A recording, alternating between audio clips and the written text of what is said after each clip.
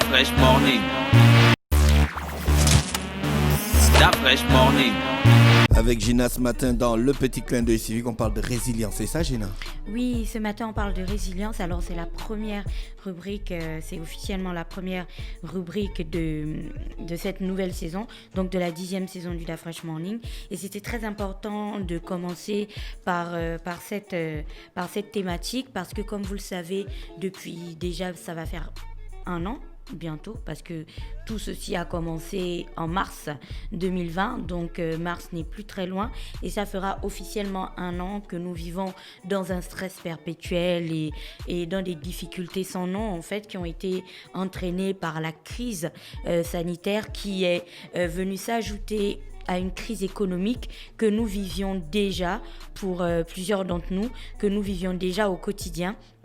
Et donc toutes ces situations-là ont considérablement fragilisé en fait notre manière de nous développer, ont littéralement fragilisé notre manière de nous comporter, de nous en sortir et même la manière dont nous interagissions les uns avec les autres.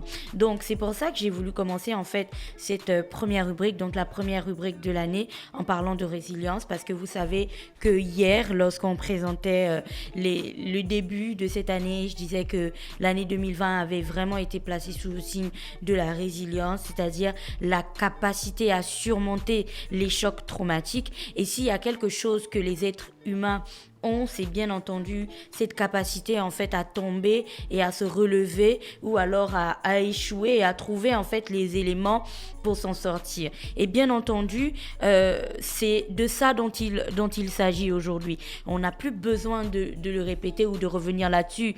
Tout le monde a sa photographie de ce qu'a été 2020 à son niveau. C'est que même si vous êtes un super riche ou même si vous êtes un super pauvre, 2020 a forcément eu un impact sur votre vie. Il y a des gens qui ont tout perdu parce qu'ils ont perdu parfois leur femme, parfois leur mari, parfois leur enfant ou je sais pas, enfin bref, des personnes qui étaient très très importantes pour eux. Il y a des personnes qui ont perdu leur business parce que bien entendu, les choses étaient fermées et qu'ils ne pouvaient plus travailler. Donc pour eux, en fait, le temps s'est arrêté à ce moment-là. Il y a des gens qui ont perdu leur travail parce qu'ils ont été mis en chômage technique et l'entreprise n'ayant pas les capacités de se relever, ils ont tout simplement tout perdu. Du coup, plus de travail, plus d'argent, difficultés pour vivre et ainsi de suite. Et il y a des gens qui ont perdu le peu qu'ils avaient parce qu'ils vivaient bien entendu de petits business, de petites choses qu'ils faisaient au quotidien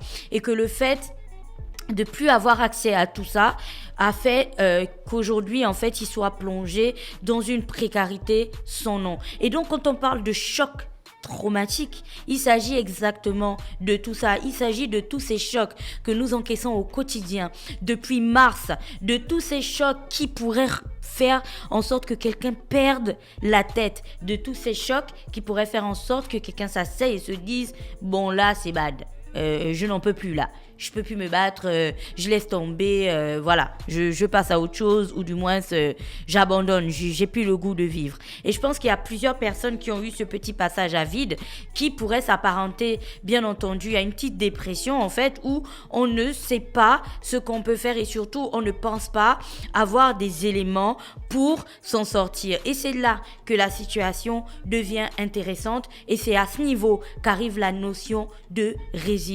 Surmonter ces chocs traumatiques. Alors derrière la crise sanitaire du Covid-19, on le sait, il y avait, on va même pas dire pour notre cas, il n'y avait pas derrière la crise sanitaire. Nous, on avait la crise économique devant la crise sanitaire parce qu'on avait d'abord une crise économique. Vous vous souvenez, la baisse du prix du baril qui avait fait en sorte qu'on soit déjà dans une petite période morose, de toute façon, où le business bougeait pas trop, bougeait pas vraiment. Donc, on avait d'abord une crise économique, ensuite on a une crise sanitaire et là, on a encore une crise économique. Donc, en fait, on a une sorte de sandwich de crise. Crise sanitaire au milieu et puis qui est entouré de deux crises économiques.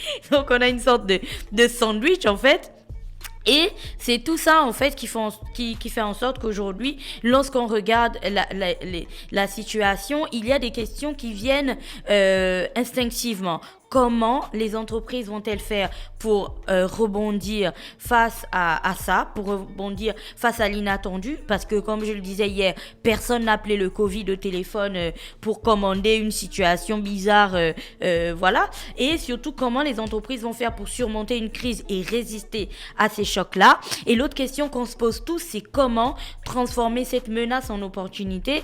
Et c'est tout ça en fait qui constitue le cœur même de la notion de résilience organisationnelle dont on parlera aujourd'hui. Alors de quoi est-ce qu'il s'agit ?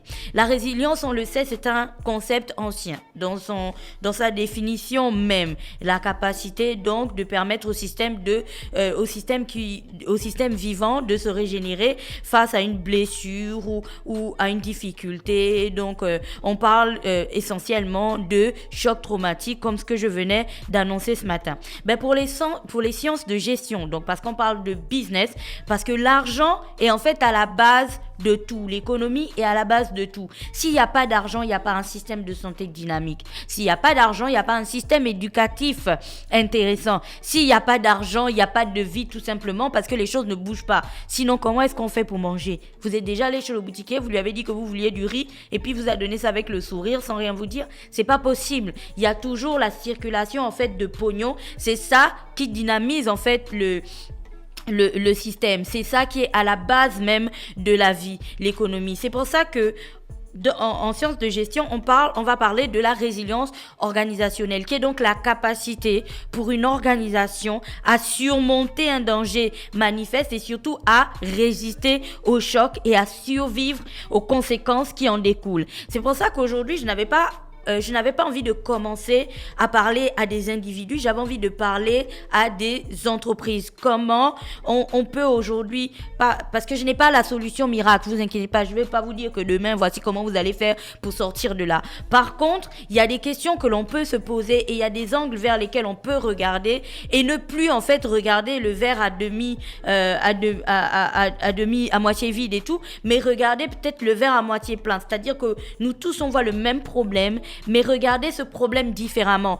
Pas le voir comme une difficulté insurmontable, mais voir ça comme quelque chose qui est passager et qui à un moment donné va être dépassé. Cela ne signifie pas que on n'y laissera pas des plumes. Bien entendu, on en laissera, mais plein même. Peut-être qu'il y a des gens qui arriveront à la fin de cette crise avec un corps totalement déplumé et il n'en restera qu'une seule, donc une seule plume sur leur pauvre corps de poulet, mais au-delà de ça, ils auront au moins réussi à surmonter la crise. Et ce qui est bien avec les plumes, si vous avez déjà vu les poulets lorsqu'ils se battent et tout ça et qu'ils perdent les plumes, ce qui est bien avec les plumes, c'est qu'elles finissent toujours par repousser. Donc il n'y a pas en fait péril dans la demeure. C'est pour ça que le premier temps, lorsqu'on parle de résilience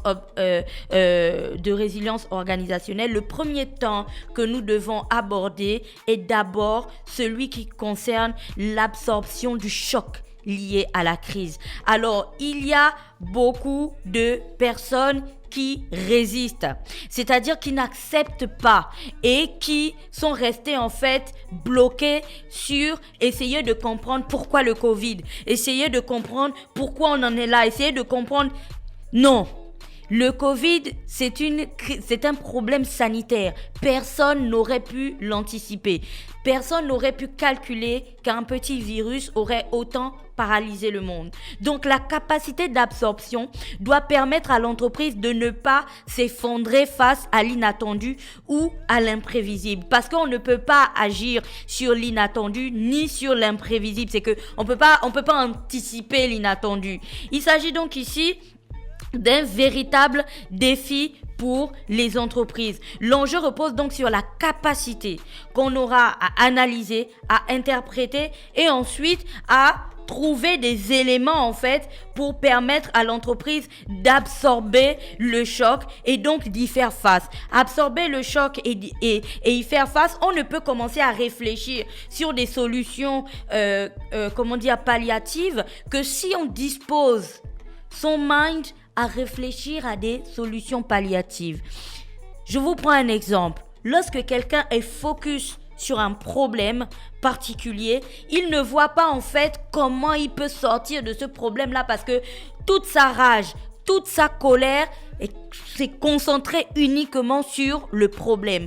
Or, une fois que vous acceptez que le problème est là et que peu importe ce que vous allez faire, parce que si vous travaillez dans la radio comme nous, nous on n'a aucun moyen de traiter le Covid, quoi. Notre travail c'est de diffuser de la musique, de faire des émissions et de véhiculer de l'info. Donc c'est pas demain la veille que le traitement du Covid sortira d'Urban FM. Une fois qu'on a compris ça, on se focalise sur des choses que nous qu'on peut mettre en place pour sauver notre entreprise. Donc, on regarde du coup à côté, en fait, des possibilités et des opportunités qui pourraient s'offrir à nous. C'est pour ça qu'on va ensuite, c'est ce qui nous emmène vers le second temps, qui est celui qui permet de se renouveler en profitant de nouvelles opportunités. Une fois que l'on a disposé son mind, qu'on a accepté la crise, qu'on a accepté le problème, on peut, dans ce cas, disposer son mind maintenant à regarder vers de nouvelles opportunités. Et ce second temps est très important parce que il doit survenir normalement très rapidement. Quand le Covid est arrivé, on se disait c'est le mois de mars, avril on va peut-être nous confiner et puis c'est bon. D'ici mai tout le monde est sorti, la vie est belle. Le 17 août, on était même encore dedans. Et puis regardez, on est en novembre, on est encore là.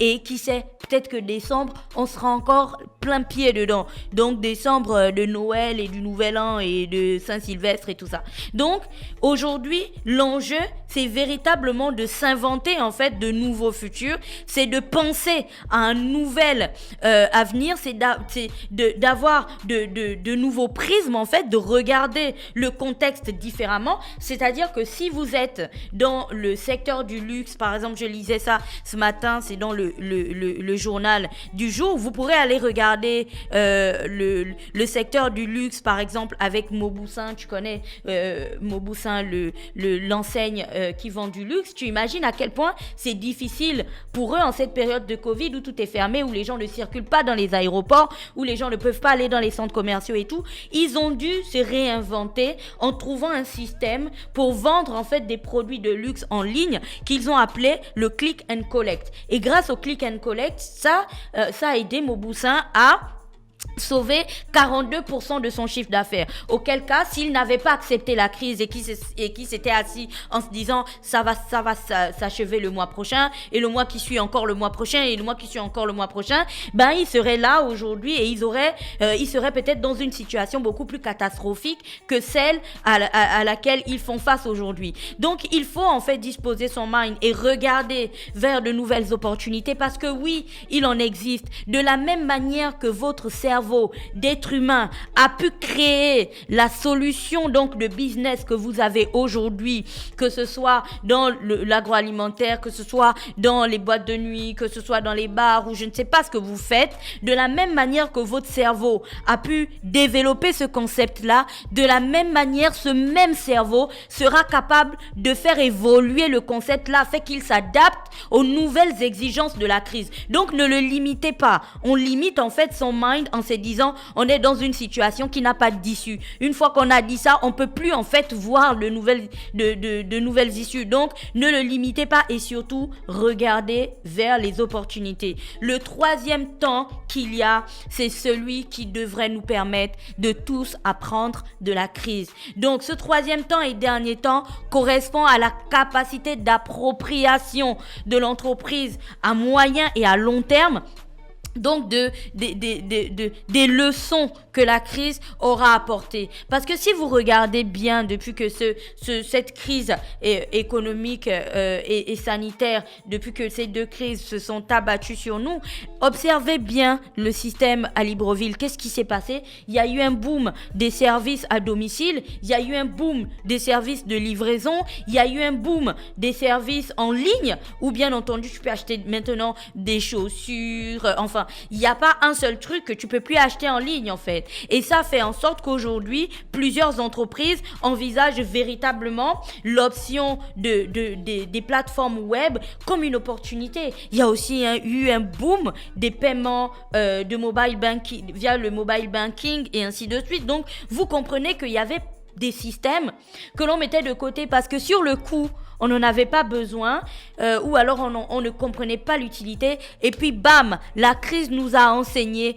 qu'en fait, même au Gabon, on peut envisager le business différemment. Ceux qui avaient commencé avec leur système de livraison avec 1-2 motos, aujourd'hui ils en ont plein. Il y a d'autres petits Gabonais qui se sont lancés, ils ont pris de l'argent, ils ont acheté une moto et puis ils vont proposer leurs services à des restaurants, à des entreprises, à n'importe qui en fait pour permettre la livraison de leurs produits. Rien que sur Instagram, si vous regardez, il y a énormément de jeunes entrepreneurs aujourd'hui qui proposent leurs services, que ce soit dans la livraison de petits déjeuners, de fleurs, de vêtements. Il y en a tellement. Donc, il faut tirer en fait les leçons de cette crise-là, absorber le choc, se renouveler et apprendre. Et si on ne fait pas ça, ce n'est que quand on commence à faire ça, qu'on est sûr que lorsqu'on traversera cette crise, on ne la traversera pas en ayant laissé 100% de nos plumes.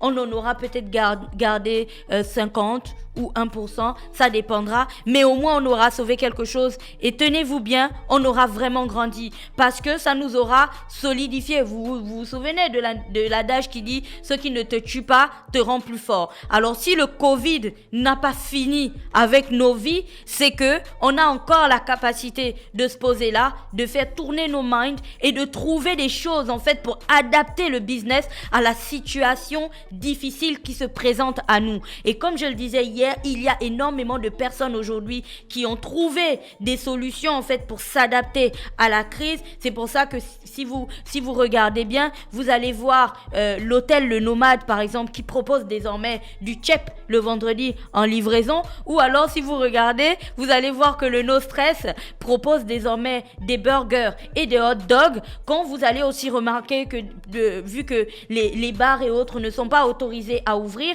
il y a des systèmes comme avec Yobo Resto où tu peux commander des snacks en fait et tout ce qu'il faut pour l'apéritif et c'est livré directement chez toi du coup avec tes amis et ta famille. Je veux dire les personnes, faut pas inviter les gens chez vous. Avec ta famille et tes proches, enfin les gens qui vivent avec toi depuis, ben voilà, vous arrivez à organiser des choses simplement. Et si tu remarques aussi, tout s'est adapté, y compris l'organisation des mariages. Vu qu'on ne peut plus faire des mariages toute la nuit et ainsi de suite, il y a désormais des systèmes qui te permettent d'avoir un mariage de midi à 20h ou de midi à 18h. Et puis ça, tu as le cocktail, tout. Et voilà, tu vois ça, littéralement, il y a des business en fait au Gabon qui se sont adaptés, mais à un niveau, je ne dis pas que ça leur permet d'avoir 100% du business comme ce qu'ils avaient, mais au moins, ça leur permet de garder la tête hors de l'eau. Donc gardez ça en tête, la résilience, c'est vraiment le maître mot de cette année 2020. Je pense qu'on rentrera tous en 2021 en se disant ouais, on a vraiment traversé quelque chose de tragique, de dingue, mais on sera fiers de nous parce qu'on aura traversé ça en y laissant le moins de plumes possible. Donc ne freinez pas votre mind, ne freinez pas vos capacités en fait de réflexion de la même manière que vous avez créé votre premier business. De cette même manière là, surtout ne sous-estimez pas votre cerveau, il est capable de trouver en fait des solutions pour adapter le business aux exigences, aux nouvelles exigences de la crise. Voilà, c'était tout pour aujourd'hui. Merci Gina qui est avec nous sur les 104.5 Urban FM, la station urbaine dans le petit clin d'œil civique. Restez connectés. Rappelez que ce matin on reçoit donc le porte-parole de la présidence, Monsieur Jesse. Et là, Ekoga, avec lui, nous allons parler de la task force. That fresh morning.